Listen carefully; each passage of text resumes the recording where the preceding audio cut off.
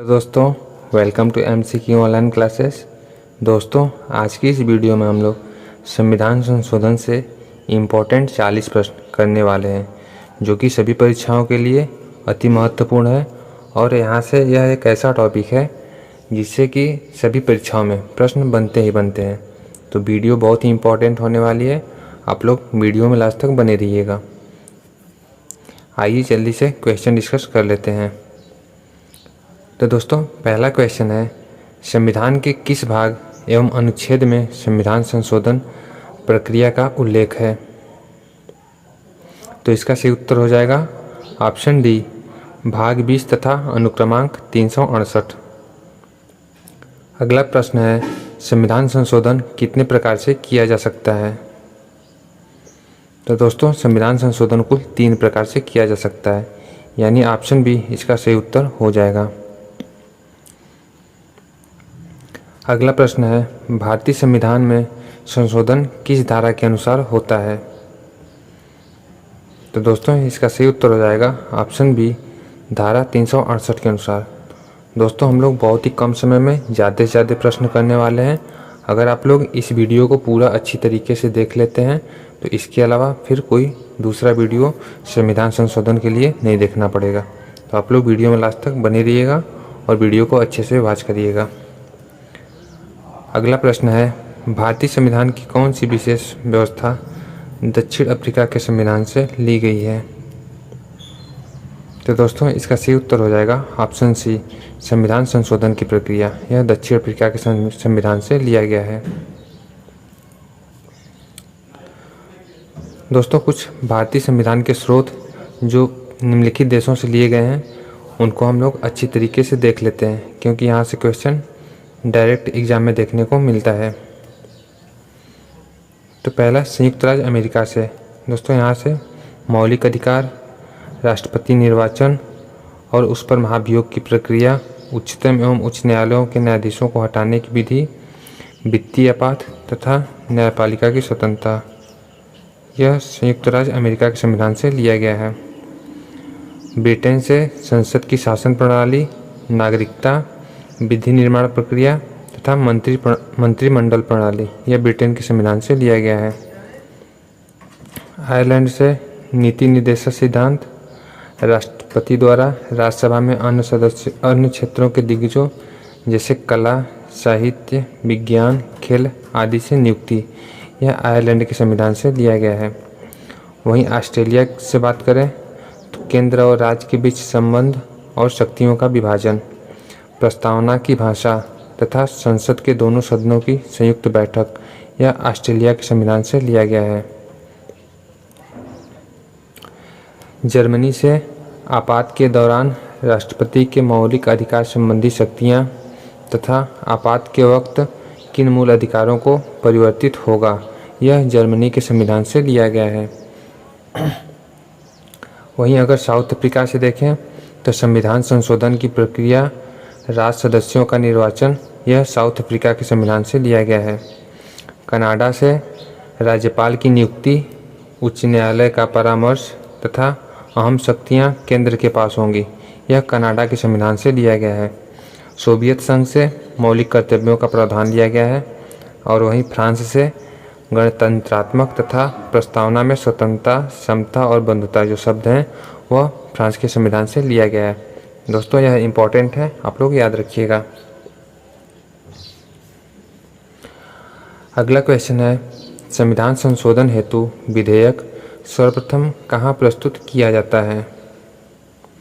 तो दोस्तों, इसका सही उत्तर हो जाएगा ऑप्शन ए, संसद में।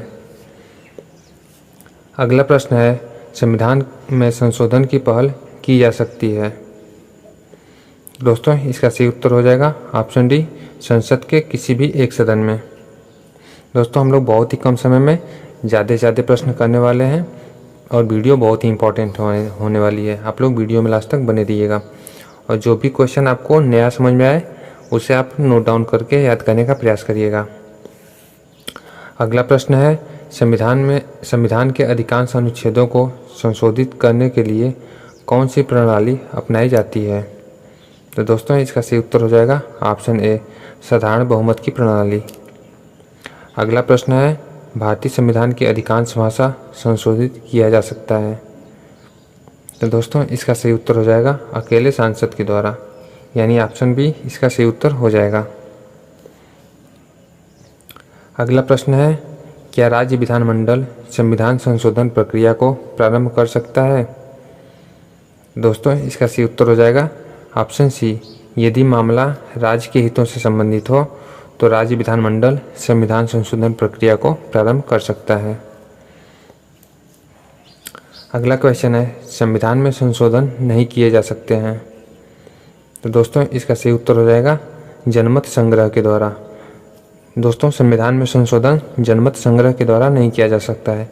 बाकी संविधान में संशोधन कुल 3 प्रकार से किया जा सकता है।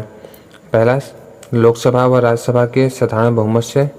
दूसरा, संसद सदस्यों के 2/3 बहुमत से। और तीसरा, संसद सदस्यों के 2/3 व राज्यों के 1/3 बहुमत से। यह 3 प्रकार से कुल संविधान में संशोधन किया जा सकता है। अगला प्रश्न है, भारत के संविधान में किस वर्ष पहली बार संशोधन किया गया था? तो दोस्तों इसका सही उत्तर हो जाएगा ऑप्शन डी 1951 में। अगला क्वेश्चन है, प्रथम संवैधानिक संशोधन अधिनियम किससे संबंधित था? तो दोस्तों इसका सही उत्तर हो जाएगा ऑप्शन सी, कुछ राज्य के कृषि एवं भूमि सुधार से।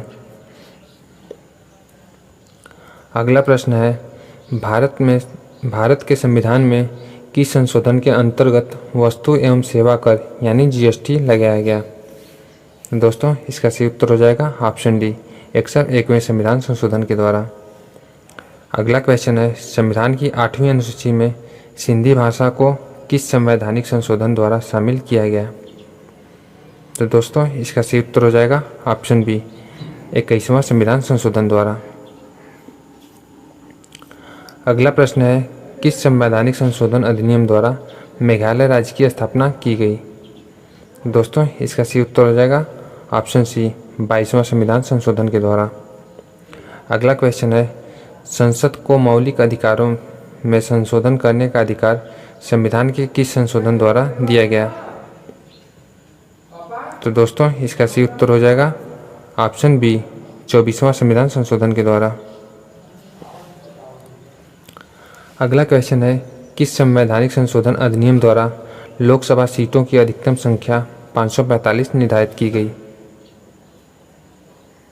तो दोस्तों इसका सही उत्तर हो जाएगा ऑप्शन बी 31वां संविधान संशोधन द्वारा। दोस्तों हम आपको जितना भी प्रश्न करा रहे हैं यह परीक्षा में खूब पूछे जाते हैं और बार बार रिपीट होते हैं, तो प्लीज़ आप लोग इन्हें याद करने का प्रयास करिएगा। और जो भी प्रश्न आपको नहीं समझ में आ रहा होगा उसे नोट डाउन करके बाद में याद करने का प्रयास करिएगा, या फिर वीडियो को आप दोबारा देख सकते हैं। अगला क्वेश्चन है, किस संशोधन द्वारा नागालैंड को राज्य का दर्जा प्रदान किया गया? दोस्तों इसका सही उत्तर हो जाएगा ऑप्शन बी 13वां संविधान संशोधन द्वारा। अगला क्वेश्चन है, सिक्किम को भारतीय संघ के सह राज्य का दर्जा किस संशोधन द्वारा प्रदान किया गया? तो दोस्तों ऑप्शन सी इसका सही उत्तर हो जाएगा 35वें संविधान संशोधन द्वारा सिक्किम को सह राज्य का दर्जा प्रदान किया गया। अगला क्वेश्चन है, सिक्किम को पूर्णतया राज्य का दर्जा किस संविधान संशोधन अधिनियम द्वारा प्रदान किया गया? तो दोस्तों 35वें संविधान संशोधन द्वारा सिक्किम को सह राज्य का दर्जा प्रदान किया गया तथा 36वें संविधान संशोधन द्वारा इसको पूर्णतः राज्य का दर्जा प्रदान किया गया। तो इसका सही ऑप्शन बी हो जाएगा। अगला क्वेश्चन है, किस संविधान संशोधन अधिनियम द्वारा राज्य लोक सेवा आयोग के अध्यक्ष एवं सदस्यों की सेवानिवृत्ति की सीमा 60 वर्ष से बढ़ाकर 62 वर्ष कर दी गई? तो दोस्तों इसका सही उत्तर हो जाएगा ऑप्शन ए 41वां संविधान संशोधन के द्वारा।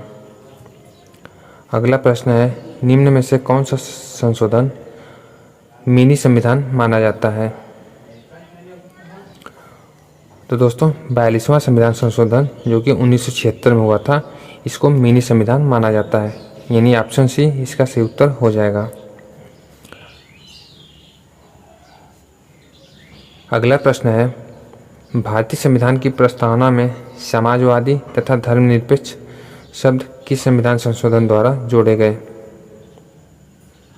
दोस्तों इसका सही उत्तर हो जाएगा ऑप्शन सी 42वें संविधान संशोधन के द्वारा। अगला प्रश्न है, शिक्षा को किस संविधान संशोधन के द्वारा राज्य सूची से समवर्ती सूची में लाया गया? तो दोस्तों इसका सही उत्तर हो जाएगा ऑप्शन सी 42वां संविधान संशोधन के द्वारा। अगला प्रश्न है, भारतीय संविधान में किस संशोधन द्वारा नागरिकों के मौलिक कर्तव्यों को सम्मिलित किया गया? तो दोस्तों इसका सही उत्तर हो जाएगा ऑप्शन बी 42वां संविधान संशोधन के द्वारा। अगला क्वेश्चन है, संविधान की प्रस्तावना को निम्नलिखित में से किस संवैधानिक संशोधन के अंतर्गत संशोधित किया गया? तो दोस्तों इसका सही उत्तर हो जाएगा ऑप्शन सी 42वां संविधान संशोधन के द्वारा। 42वां संविधान संशोधन द्वारा दोस्तों बहुत सारे क्वेश्चन बनते हैं, इसलिए हम सभी क्वेश्चनों को इसमें इंक्लूड कर लिए हैं। अगला प्रश्न है, किस संविधान संशोधन अधिनियम द्वारा स्वतंत्रता के मौलिक अधिकारों की संख्या को 7 से घटाकर 6 कर दिया गया? तो दोस्तों इसका सही उत्तर हो जाएगा 44वां संविधान संशोधन द्वारा। इसमें संपत्ति के अधिकार को मौलिक अधिकार से हटाकर कानूनी अधिकार में रख दिया गया। तो इसका सही उत्तर हो जाएगा ऑप्शन सी। अगला प्रश्न है, किस संविधान संशोधन अधिनियम द्वारा लोकसभा के कार्यकाल को 6 वर्ष से घटाकर 5 वर्ष कर दिया गया? तो दोस्तों इसका सही उत्तर हो जाएगा ऑप्शन सी 44वें संविधान संशोधन के द्वारा। अगला प्रश्न है, दल बदल निरोधक कानून किस संविधान संशोधन विधेयक से संबंधित है? तो दोस्तों इसका सही उत्तर हो जाएगा ऑप्शन बी 52वां संविधान संशोधन के द्वारा। अगला प्रश्न है, वह संवैधानिक संशोधन कौन सा है जिसके द्वारा राजनीतिक दल बदल पर प्रतिबंध लगाया गया? तो दोस्तों इसका सही उत्तर हो जाएगा ऑप्शन सी 52वां संविधान संशोधन, यानी वही क्वेश्चन यहाँ पे थोड़ा घुमा के दे दिया गया है। अगला क्वेश्चन है, किस संवैधानिक संशोधन अधिनियम द्वारा गोवा को राज्य का दर्जा प्रदान किया गया? तो दोस्तों इसका सही उत्तर हो जाएगा ऑप्शन डी 56वां संविधान संशोधन के द्वारा। अगला क्वेश्चन है, संविधान के किस संशोधन द्वारा मतदान की आयु 21 वर्ष से घटाकर 18 वर्ष की गई? तो दोस्तों इसका सही उत्तर ऑप्शन ए 61वां संविधान संशोधन हो जाएगा। अगला क्वेश्चन है, 74वें संविधान संशोधन का संबंध निम्नलिखित में से किस संस्था से है? तो दोस्तों इसका सही उत्तर हो जाएगा ऑप्शन बी नगर पालिकाएं। जो 74वां संविधान संशोधन था उसका संबंध नगर पालिका से है। अगला प्रश्न है, कौन सा संविधान संशोधन दिल्ली को संवैधानिक राजधानी की दर्जा प्रदान देता है? तो दोस्तों इसका सही उत्तर हो जाएगा ऑप्शन ए 59वां संविधान संशोधन से हम लोग दिल्ली को संवैधानिक राजधानी की दर्जा प्रदान किए। तो इसका सही उत्तर ऑप्शन ए हो जाएगा। अगला क्वेश्चन है, किस संवैधानिक संशोधन अधिनियम द्वारा संविधान की 8वीं अनुसूची में 3 भाषाओं मणिपुरी, नेपाली और कोंकणी को शामिल किया गया? तो दोस्तों इसका सही उत्तर हो जाएगा 71वें संविधान संशोधन के द्वारा। अगला क्वेश्चन है, भारत के संविधान के 73वें संशोधन का संबंध किससे है? तो दोस्तों इसका सही उत्तर हो जाएगा ऑप्शन डी पंचायती राज व्यवस्था से। इम्पॉर्टेंट है, आप लोग याद रखिएगा। अगला क्वेश्चन है, भारतीय संविधान के किस संशोधन अधिनियम द्वारा 6 से 14 वर्ष के सभी बच्चों के लिए शिक्षा के अधिकार को मूलाधिकार बनाया गया? तो दोस्तों इसका सही उत्तर हो जाएगा ऑप्शन बी 86वां संविधान संशोधन। और आज का आखिरी प्रश्न है, 42वें संविधान संशोधन द्वारा जोड़ा गया नया अनुच्छेद संबंधित है? दोस्तों इसका सही उत्तर हो जाएगा ऑप्शन बी मूल कर्तव्य से।